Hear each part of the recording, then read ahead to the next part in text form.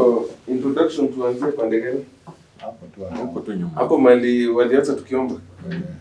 Okay. Pastor. Sasa nataka tujiintroduce hivi. Unasema jina yako, unafanya nini kwa jamii na what is your expectation kwa hii session ya leo? Vitu tatu. Jina, unafanya nini kwa jamii na unatarajia nini by saa 6:30, saa 6:45. Yes. Nasema mahali anatoka. Yes. Actually vitu tatu. Thank you so much.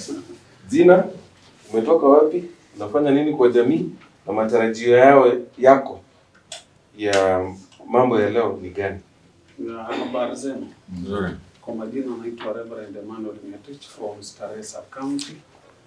Wengi tunajuana, tumekutana kwa forums nyingi kupitia wachea msakendo. Matarajio yangu ya leo kwa mkutano wa siku ya leo, natarajia kupokea ile tunaita uamsho, kuweza kujua mambo juu ya amani, na vile kama kuna new triggers of violence, vitu ambavyo vinajitokeza, ili tuweze kujua, kwa sababu mambo ya amani kuna a lot of challenges na vitu ambavyo tukizungumzia juu ya elements of violence, kama hizo mikakati huwa inaendelea kuchange from one form to another. Kwa sababu hata saizi tunaona vijana saizi agencies ndio wanasukuma hizi problem na mambo mengine mengi ambao tutaweza kushiriki pamoja. Asante. Na wasalimia mjambo. Kwa majina ni Samson Kumenda. Samson Kumenda is the chairman of the Sub County Conflict Management. Matarajio yangu is the current situation. We want to get the way forward how to handle agency, because I'm seeing where we are heading. We want to spoil our country. We don't have another country to go to. We don't have a country to make aside. So right now I'm with my Myranet chairmen who have really worked very hard. You are our chairman here of the country. I think we are going to come up with it. And all the challenges we are going to face, we are going to put it openly so that you can get the way forward. Thank you very much. Good. Now, as you sit down, do you think the Gen Zs are doing a bad thing? Yes or no? Don't be political. Yes or no? Are they doing a bad thing or a good thing? Yes or no? To discuss kwa undani, but say yes or no. What I say, we don't have another Kenya to go to. Even if they are doing good thing or bad thing, how am I affected? Where I'm staying here, I'm peaceful, I'm sick. If they come, they burn that house for me. Where do you think I go? So we have to get the way forward.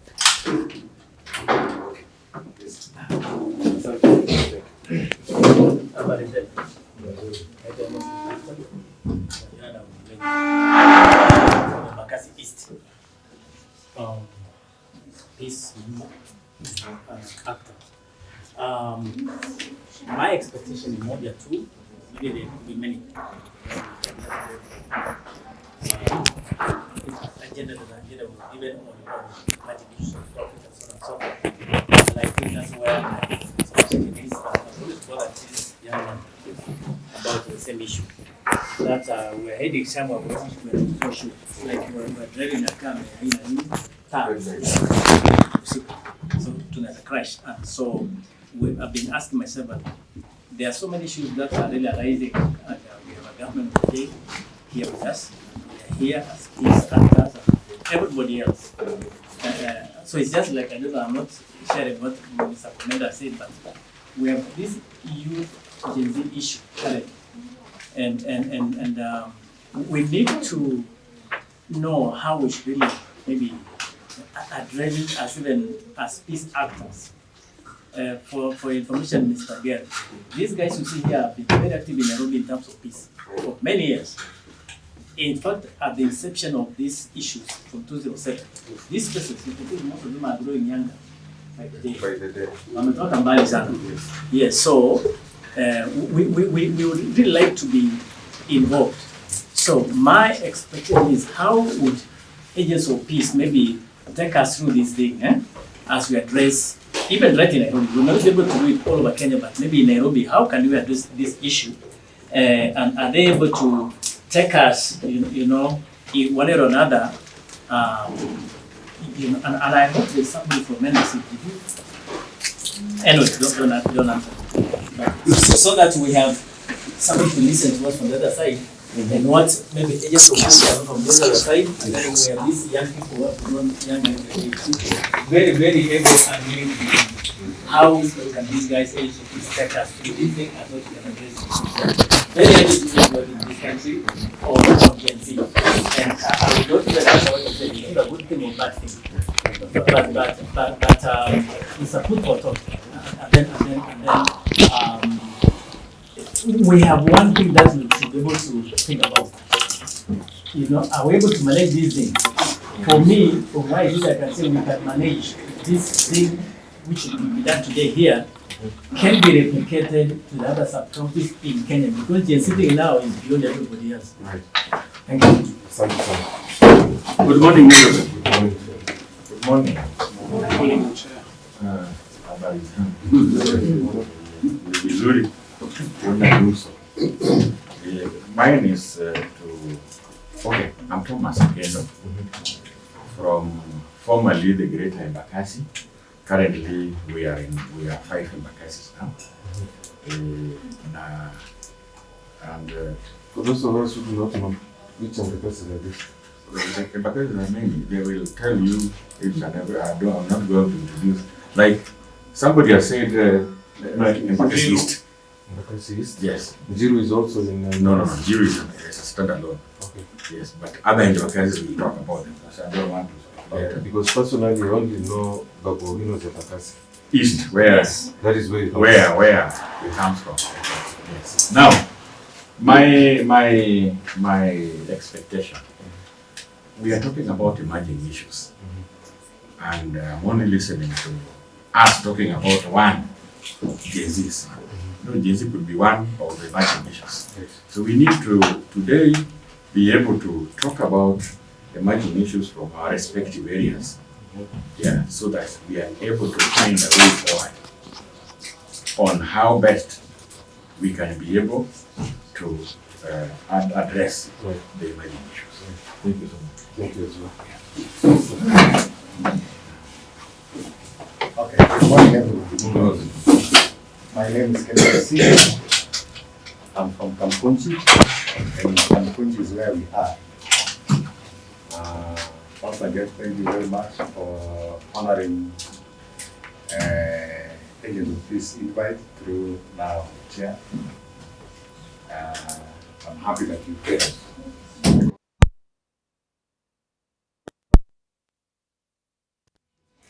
Number two, I think me and Ken and the Director of Agent of Peace, we have been discussing this and shared with him that we all need to meet. There is a country that we hold so dear, and things are not going in the right direction.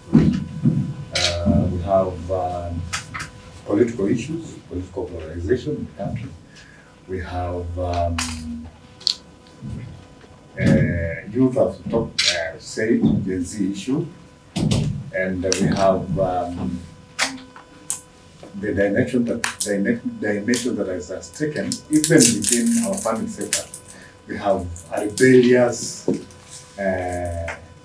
young person that thinks that he knows everything. Yes. And he doesn't want to listen to anybody. Right. And number two, he feels he's very knowledgeable more than anybody else. Right. And here, the political side or political wing have also taken a stand. And also the religious community has joined in. So we thought that if we don't come up and discuss and find strategies or interventions that could deal with these things positively, not negatively, so that people understand, even when you are agitating for your rights, advocating for your rights of good governance of that. Yeah, there are mechanisms, there are ways to do it, other than also infringing on the rights of another person. Right. Because there are others who are not part and parcel of that. Then how do we do it? We need a peaceful country where we can grow grow economically. We can move forward. We can enjoy and say, we have a good country. So that is the reason why we are here. And I'm happy that we came to discuss. I hope our dog here will moderate us very well. And whatever that will come up with, I think we'll continue these discussions, because these discussions are meant to be continued.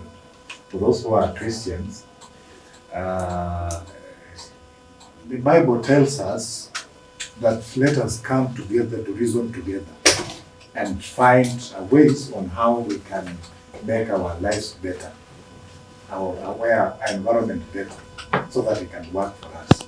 So those with that, thank you very much. Thank you, sir. Good morning. Good morning, sir. My name is Ngugi Gatino. They call me Gregory where I come from. The other name is? Ngugi Gatino. Gatino. Yes. Okay. There's But another Gatino they call me Gregory. Gregory. Yes, I'm from Mbakasino. Okay. Yes. I'm a community leader there. And I'm a trainer myself on peace matters and other things. I do mentorship within the community. And one is what I do in the community, right? Okay. One, expectation, this is on a lighter note, msichukulie sana. Chai na lunch. Wasiandike kwa hands. Nisiandike kwa karatasi. Chai na lunch. That is one of the expectations. But now, off the cut, us having a conversation here. Because for me ni millennial. Me si Gen Z, hatujaachana kimbali sana. But this meeting was long overdue. Because one, sorry, if mtu atafeel na criticize sana serikali, but nita criticize kwa sababu previously tulikuwa tunaletwa pamoja sana na National Steering Committee ya Peace Building mara mingi. But nowadays, vitu zimetulia, nothing is happening. And right now, early warning signs zimeanza kujitokeza. Na venye zimeanza kujitokeza, somebody was asking here the issue of Gen Z, whether it was good or it was bad. Yes. Me, I would say it was good, because this means at least we have something that we are going to heal. Tuna kitu ambayo tunaweza kaa chini, tujadiliane kuna hii shida, how do we deal with that? Because as peace actors, our work is to make sure that people who are in conflict, we bring them together. If that is not happening, then sisi tuko tu. So those young people, whatever they are demanding, because when it comes to issues of peace, people have to come together and start negotiating. Why are things going wrong? Right. So that when you discuss, you can find a solution to that. Right. So for us coming here, it is good. At least we can discuss. My expectation is us discussing how we can be able to deal with whatever may come. Because mambo imeanza kujitokeza. Wengine wanasema kama hazitajaa tutatafuta za kujaza. Na wengine wanasema na nyinyi mkitafuta kwa ya kujaza 207 itakuwa ni Christmas party.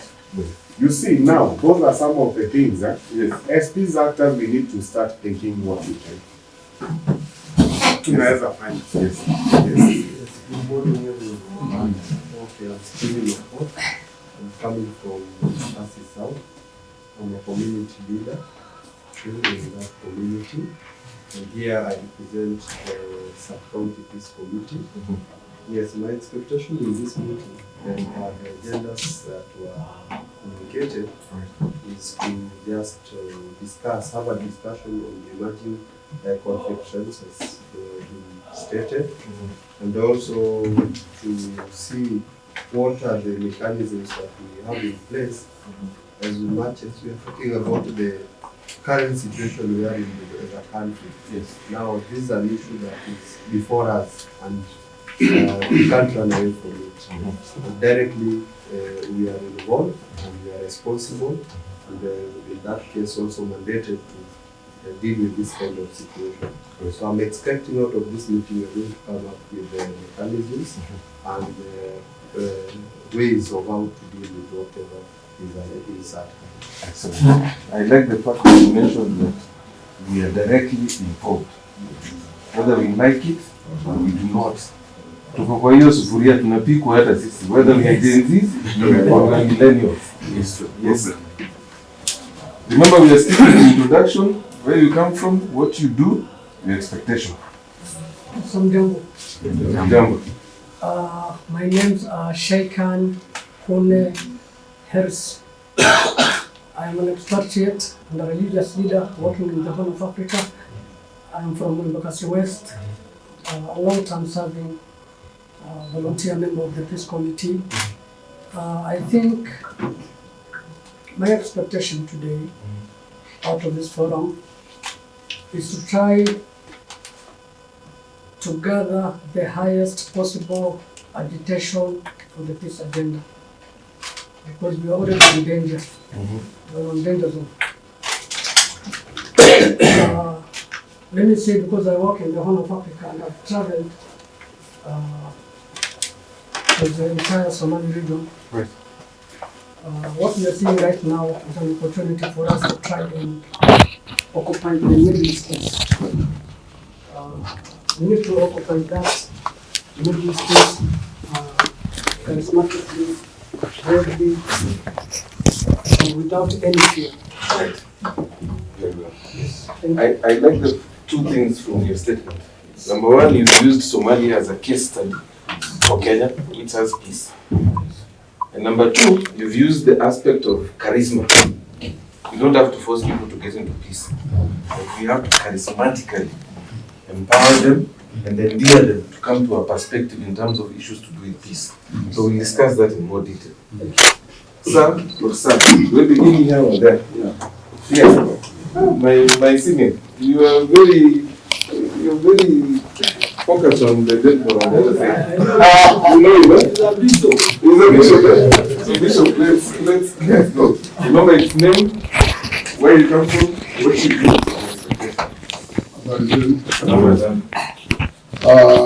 Kwa majina naitwa Ndai Samuel Mwaka.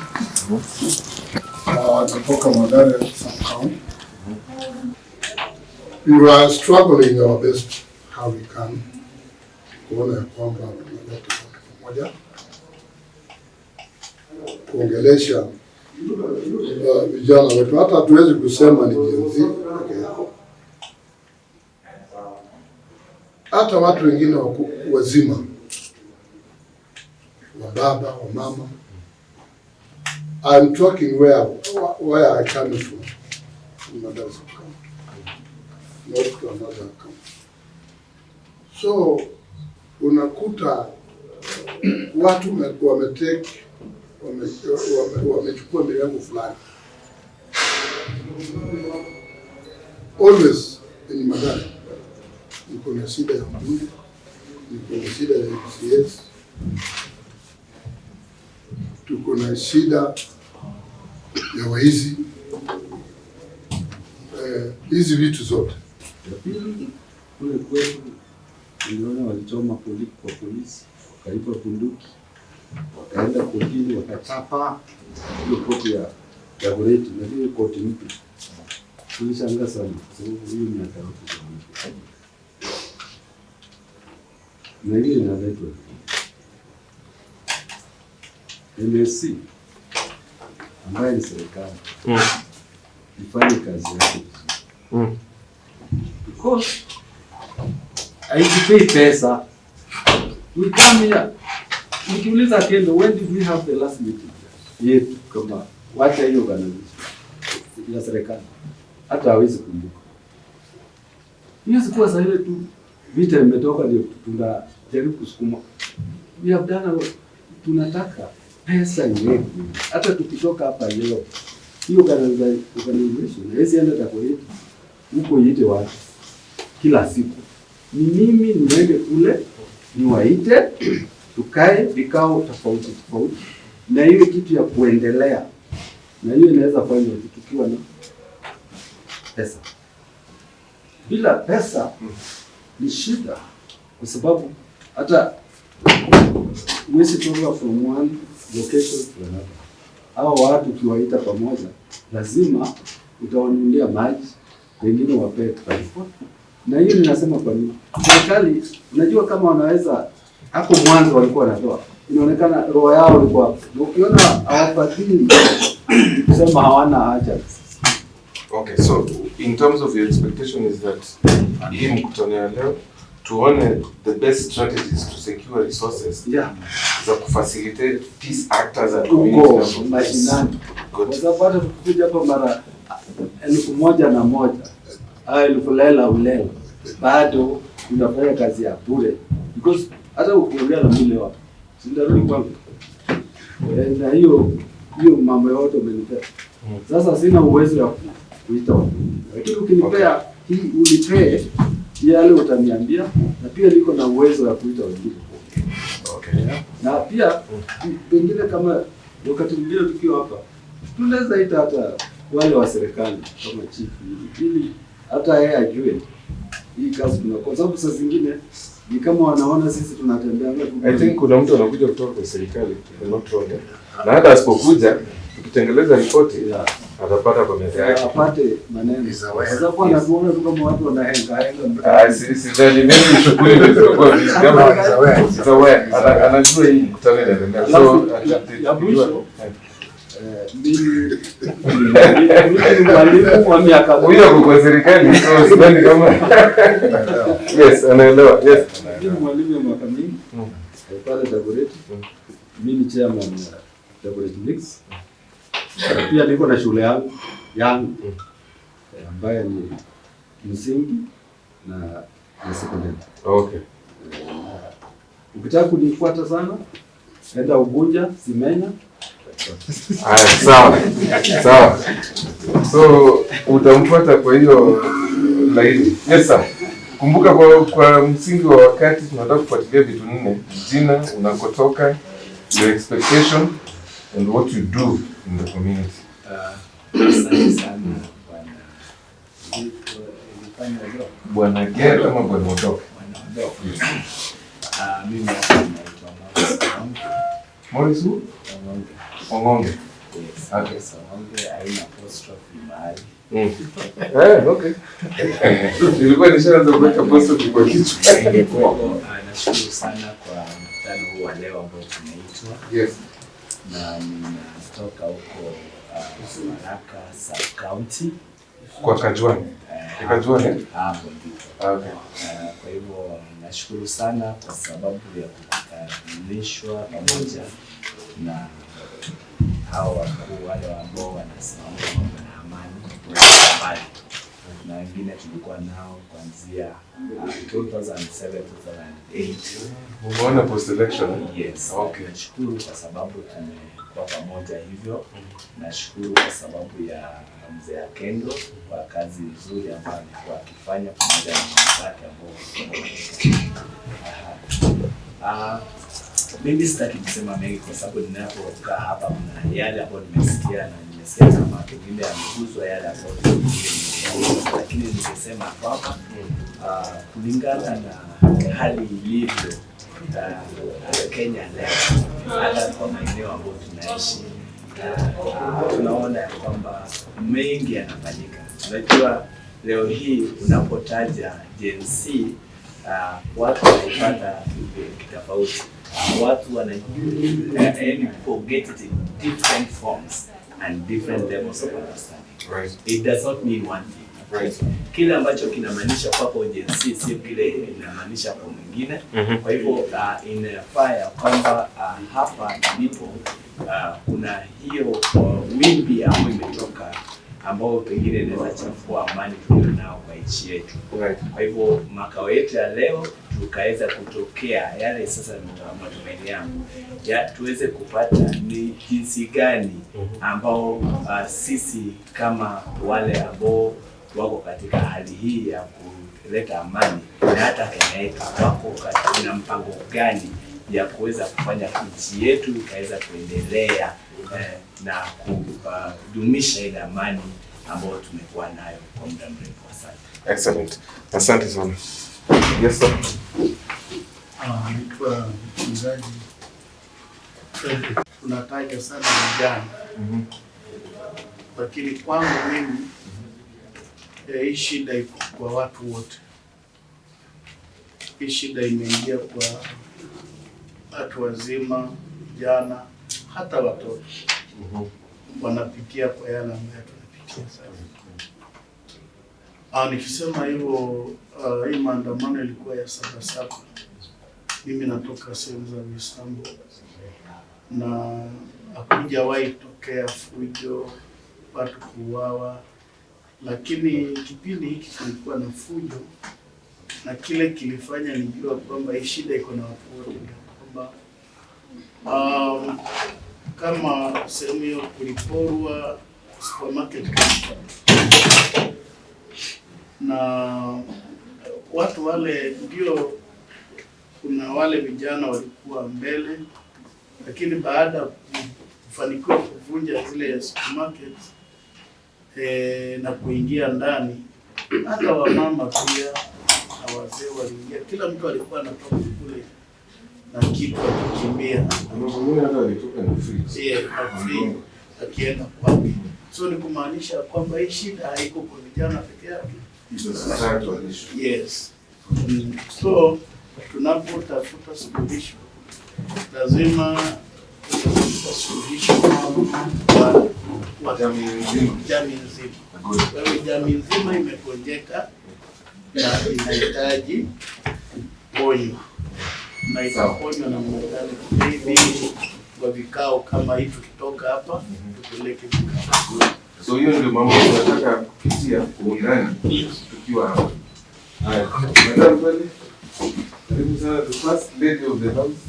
Good morning. Good morning to you. Habari zenu? Nzuri. Wapi? Mofiti. Rada. That's the rabbit that you're using. My name is... Mini Gen Z.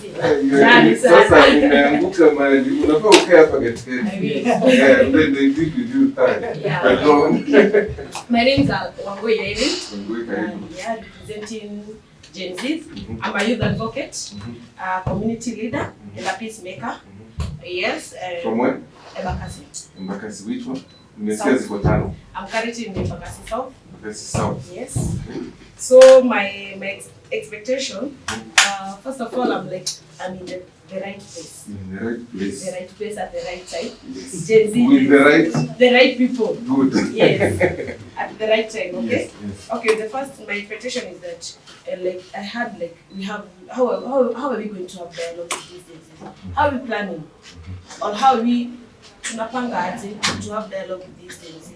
Are we going to give ear to them? Are we going to mentor them on how to advocate for their rights? Yes. And if we are going to mentor them, how? What are the strategies that because you people, I'm saying,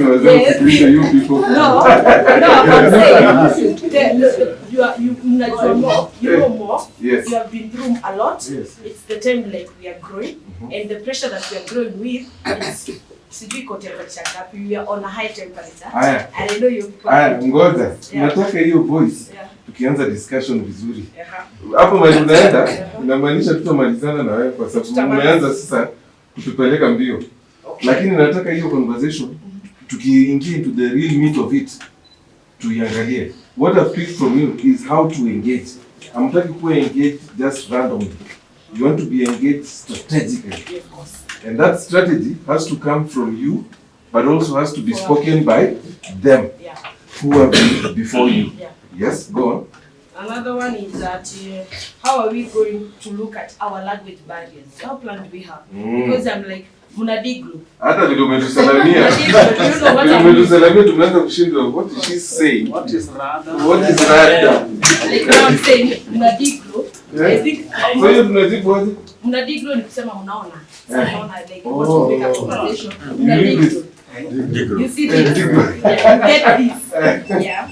Okay. So, what plan do we Language, have on that language as peacemakers? Which language are we going to speak to these young people so that they can understand us? Again, meaningful engagement. Meaningful.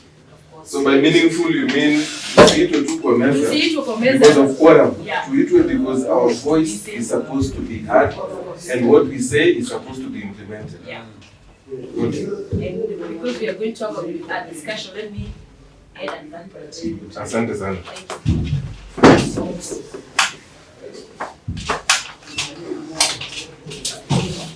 Hello everyone. Hello. Good morning. Morning. My name is Sadia Abdikari Mohammed. I am a student of International Studies and Pharmacy at the University of Nairobi. And I am also part of the facilitators.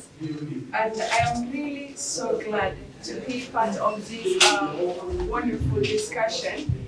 And my expectations are, first of all, I'm really looking forward to see how can we have like a dialogue or maybe intergenerational dialogue, as she mentioned, and also how we can promote a peaceful coexistence in the community. And yeah, I'm really looking forward to learn from you. That's it.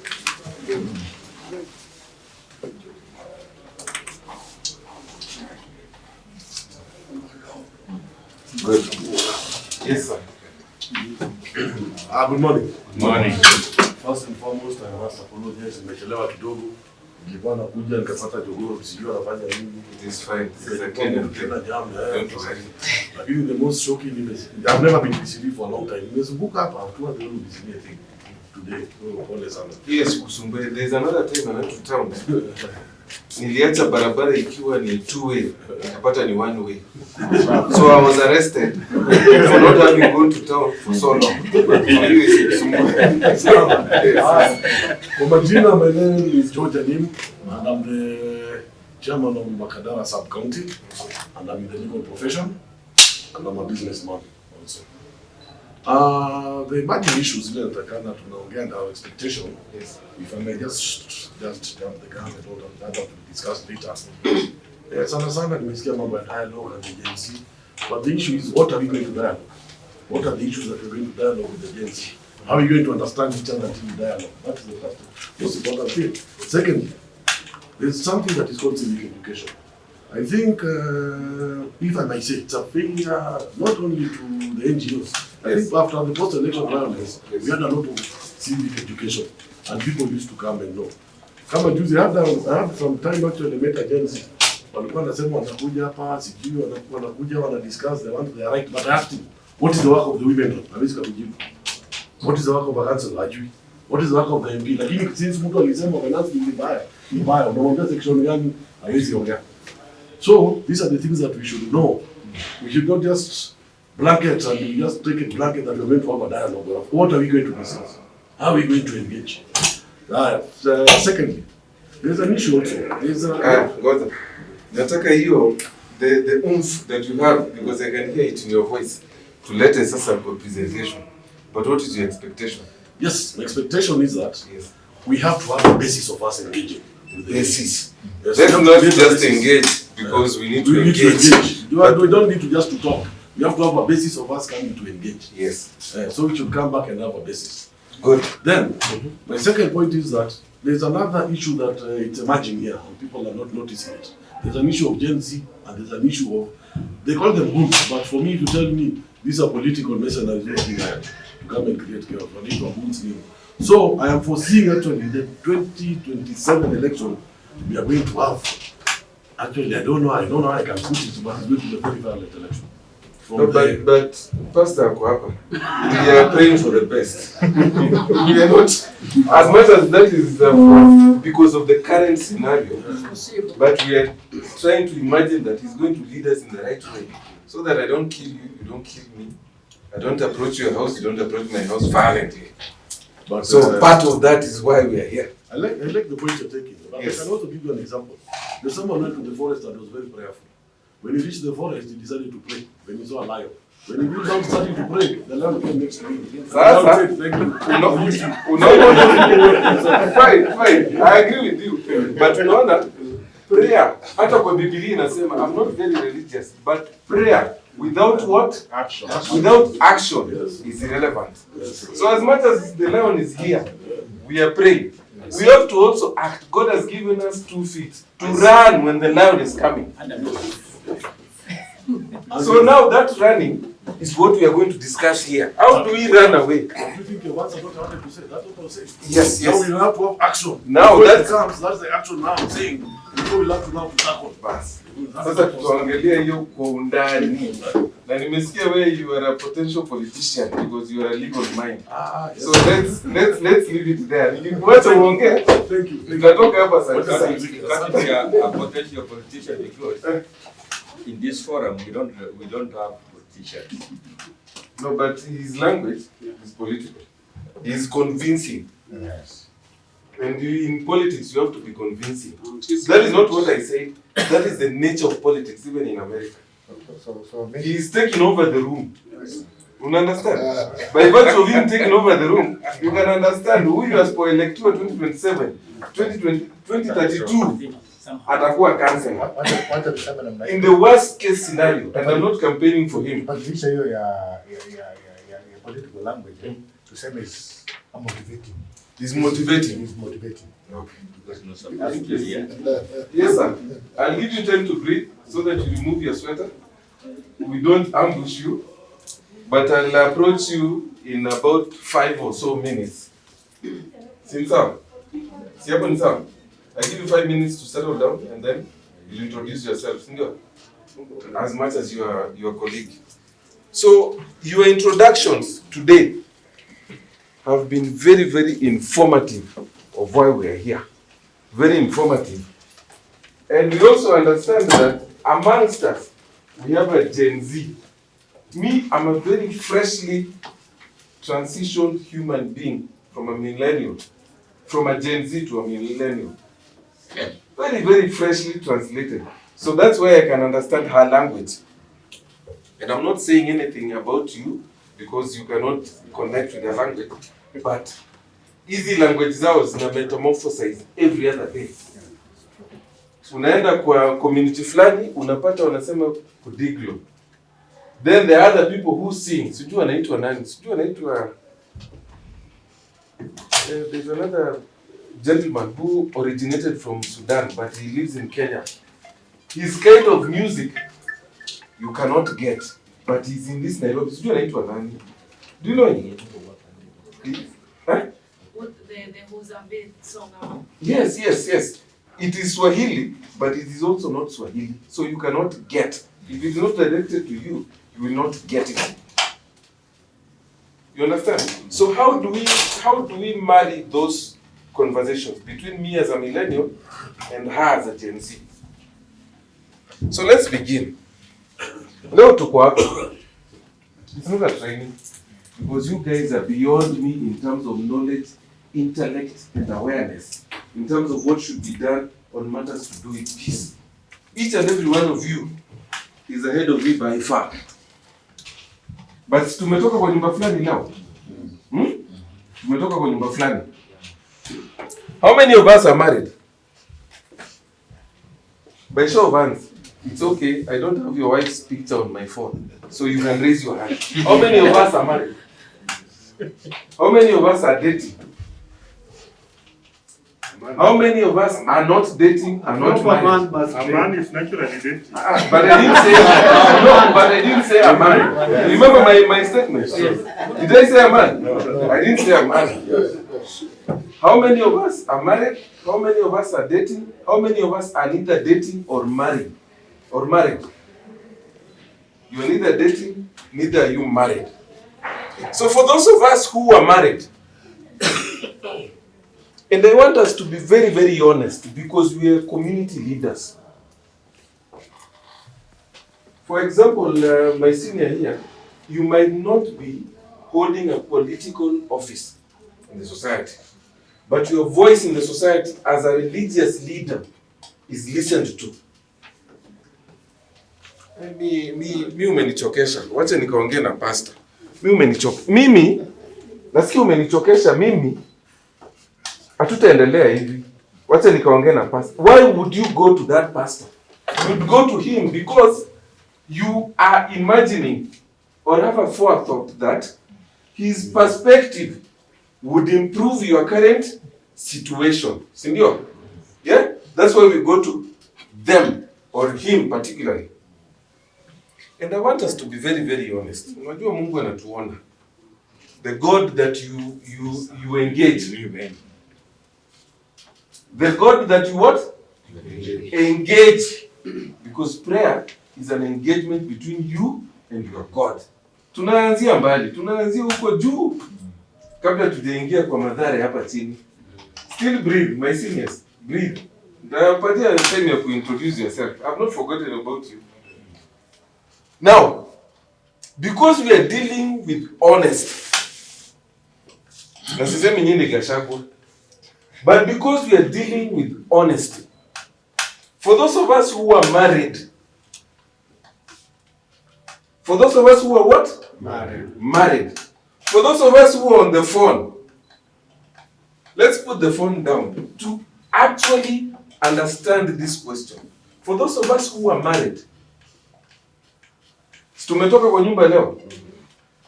And if you left the house that you are married in, the matrimonial house, because I know we are men, unaweza kuwa umetoka kwa kichaka fulani. The people in your household do not know where you, unafaa kuwa uko Naivasha, but uko hapa. It's okay, those are details we leave to you.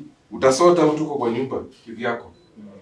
But for those of us who came from our matrimonial houses, how many of us can authoritatively, knowing that we serve a living God who does not entertain what? Lies. How many of us can authoritatively say that we left the home with peace and in peace? I'm not casting aspersions, but because we are different human beings. Mimi na mke wangu ni watu tofauti. We are different human beings. Over and over, we are going to have conflict of perspective or opinion. Sindio? I ask that question again. Mahali umetoka kwa nyumba yako yenye unalipa kodi, ama nyumba yako yenye ulijenga na jasho yako, na mke wako ako kule, siongelei watoto. Nani anaweza kusema ametoka where there is peace, munasikizana kila kitu, by a show of hands? You have changed the question. You have changed the question. Yes. No, but if there is peace, we are talking now. When you left the house. We are talking today. Hatuongelei siku zingine. Because we are what? We are tulisema mnasikilizana. So talk in today's context. Okay, sasa tuongelee basi leo. Tuongelee leo. Tuache ile fujo ya jana usiku.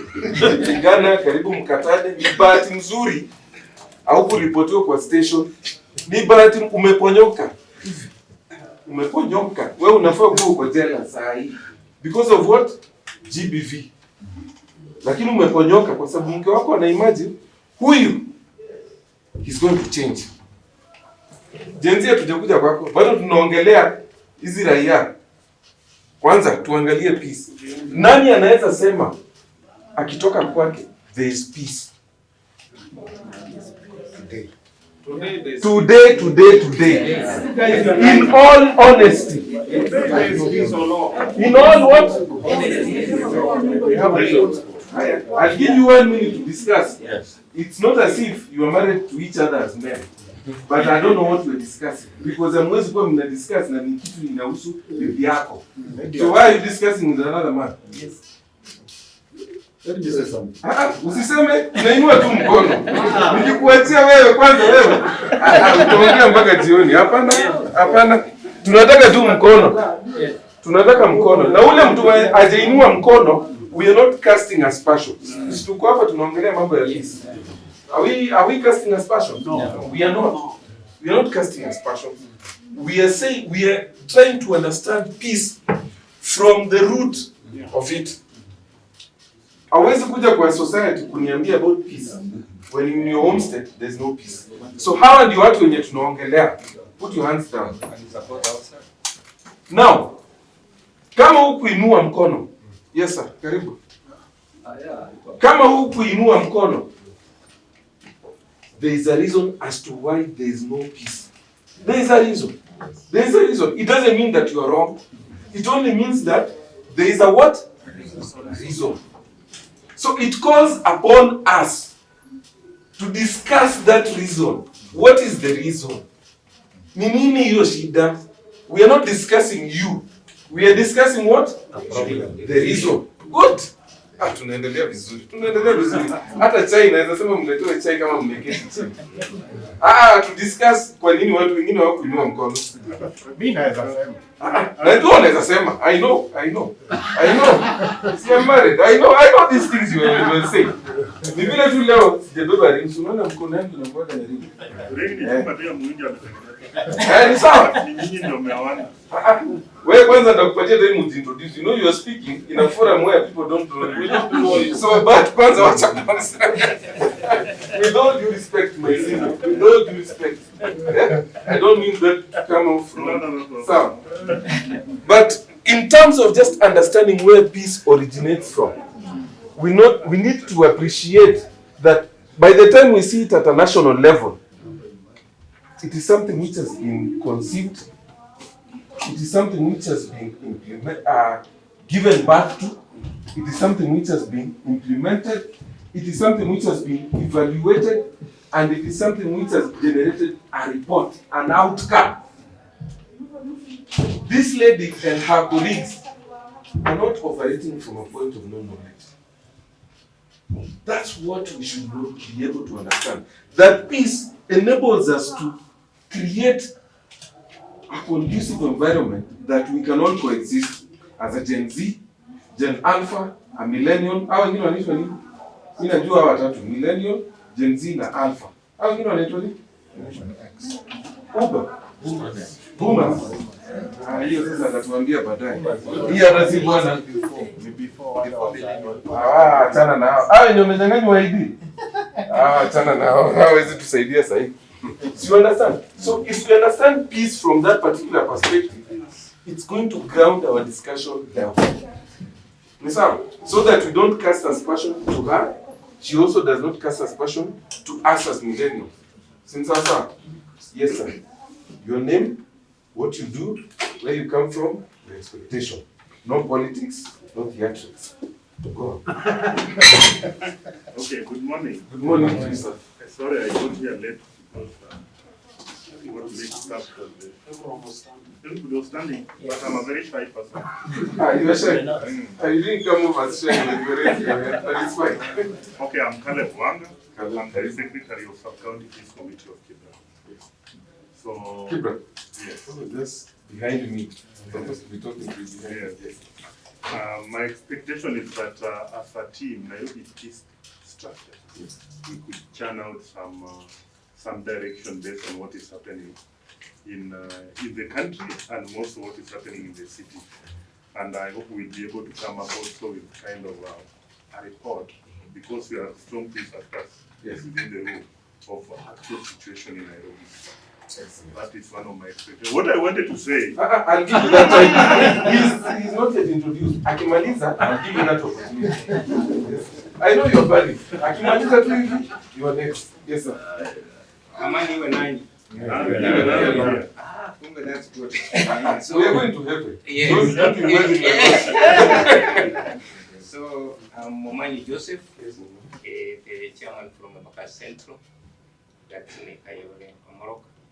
I'm here purposely to meet the merchant friends and actually way forward on the post-post strategies we can employ in our communities to mitigate the extremism that I'm seeing, especially in my community.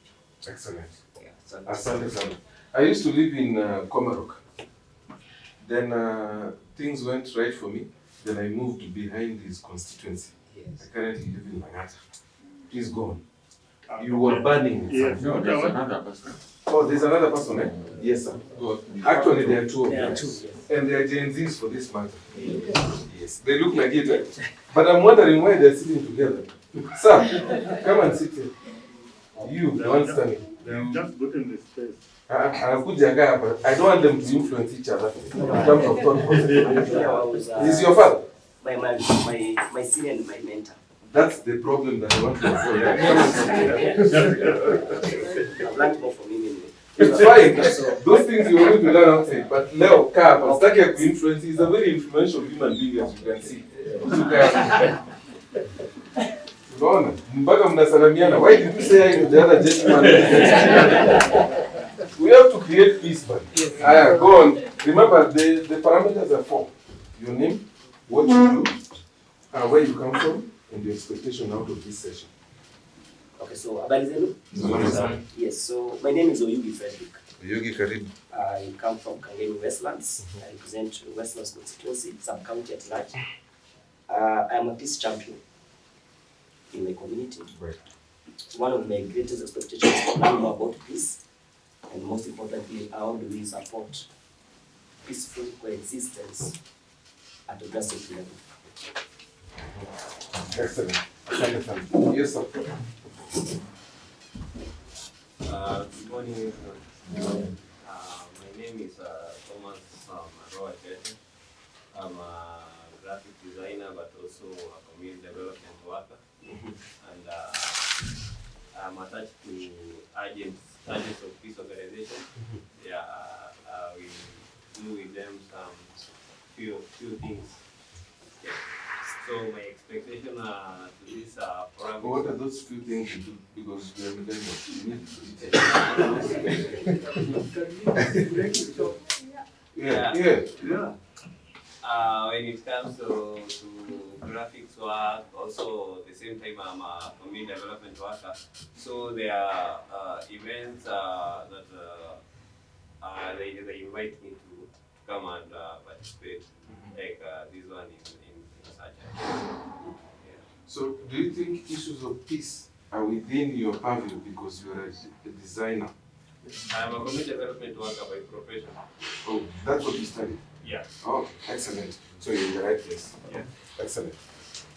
Now, Vince,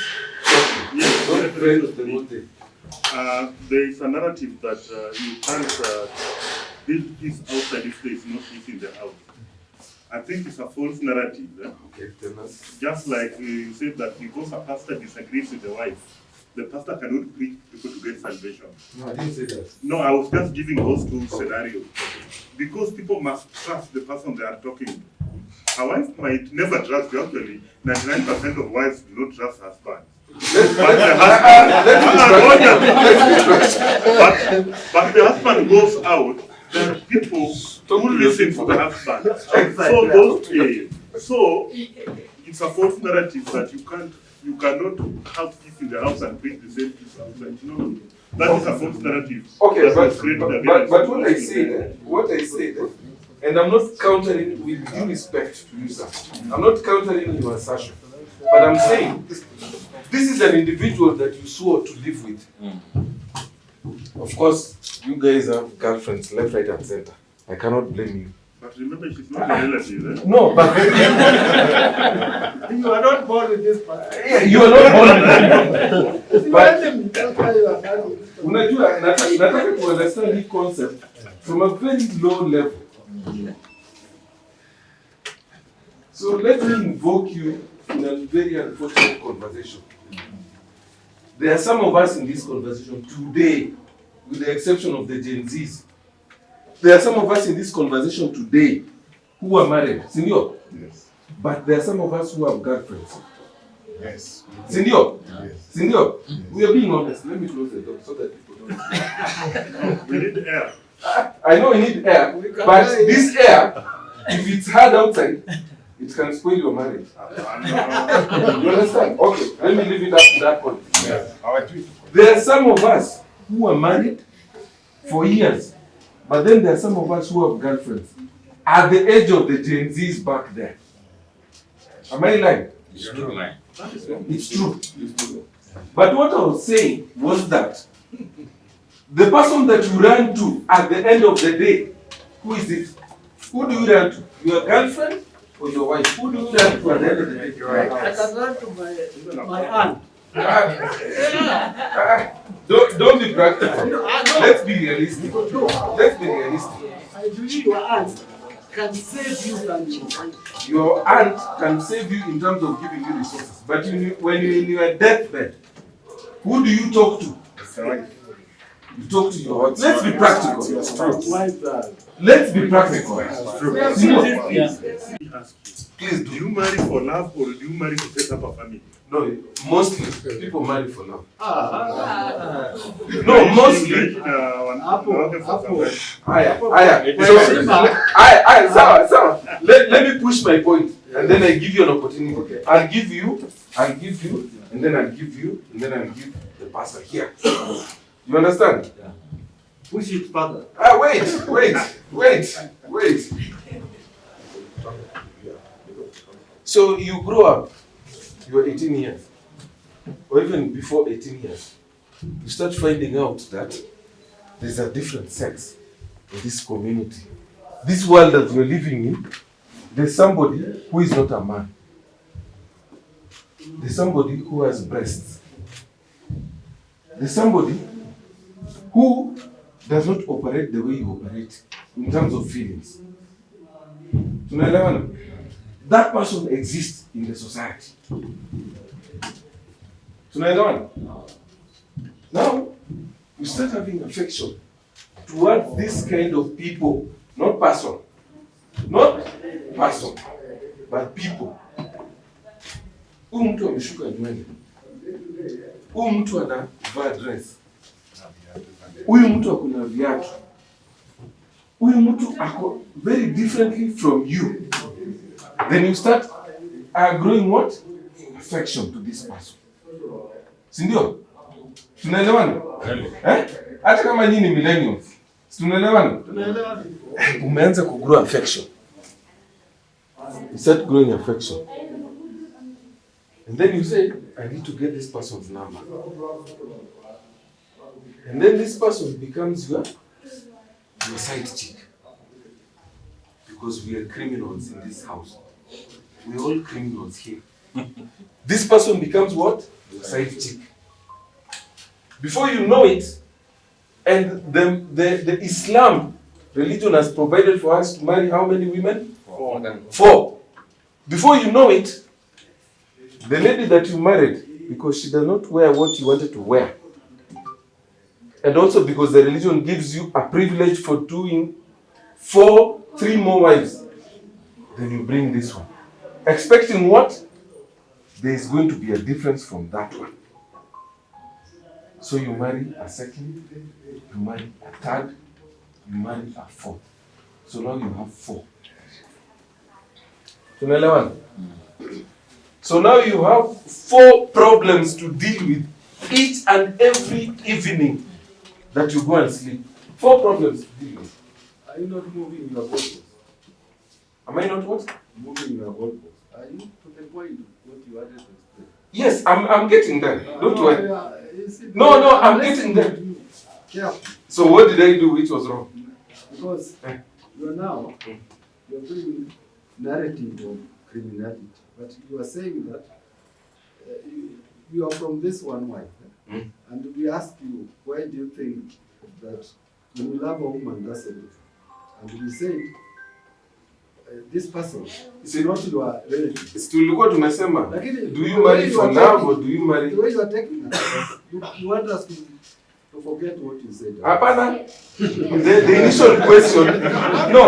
initial question was, do you marry for love? Yeah, that's what I want. So you said you married for love? Companionship. Love or companionship? Sindio? Just zero around there. See, that's what I'm working on. Don't go to 4th wife or what. Around this one person. Even if you have 5, I'm not going. Doesn't marry 4 wives. No, I'm not targeting you. No, not me. I'm saying, many people don't marry this one. That money because they're forced Because to of marry. wealth. The people go marry Because of because of health. children. Because people are married because they're being forced to marry to have children. The people who inherit women. So you know all those parameters. Good. You provided those avenues, Yes, so you should which not- I was driving to. Yes. But you provided them. I would also But want to- now- I would also want to say something. Yes. You see, when you say that people were married for love, actually there is some factors that would not add to that, because like some of us have actually done things across the country, and we have also crisscrossed across cultures. We've gone to some cultures that don't recognize love. They actually marry. You have a certain community that say your parents will go get your wife because of companionship, right? So love to some extent, to some other culture, is not a preferable factor that would actually bring, make you have a wife. I agree with you fully. Yes. But initially, the conversation or the concept of love, of marriage, was anchored on what? Love. That's what I was driving at. That was the initial concept. No, I got it. But if that concept is not being premeditated at this particular level, then it creates an avenue for more challenges outside the love context. Hiyo ndio kitu nilikuwa nataka ku. Hauko sawa. Hiyo ndio nimekuwa tu niko sawa. Hiyo ndio nilikuwa nataka kuangalia.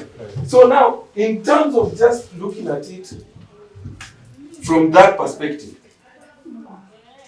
you understand? From that perspective. And also looking at it from the angle that we left home. Some of us left home not being very encouraged about the people that we live with. So then what is the issue? Remember initially, I loved you, there was peace. But right now, there is none. This is the person I used to talk to. This is the person I can't talk to now. This is the government that used to listen to us. This is the government that is not listening to us now. You see the relationship? So how do we start understanding that peace is not a me, it's not a you or a me factor. It's a conducive factor for an environment for us to exist. Tunaelewana mpaka hapo? Sijui kama tunaelewana mpaka hapo. Now, if that is the thing, the problem usually is, how often do people yield to the mistakes that they've done?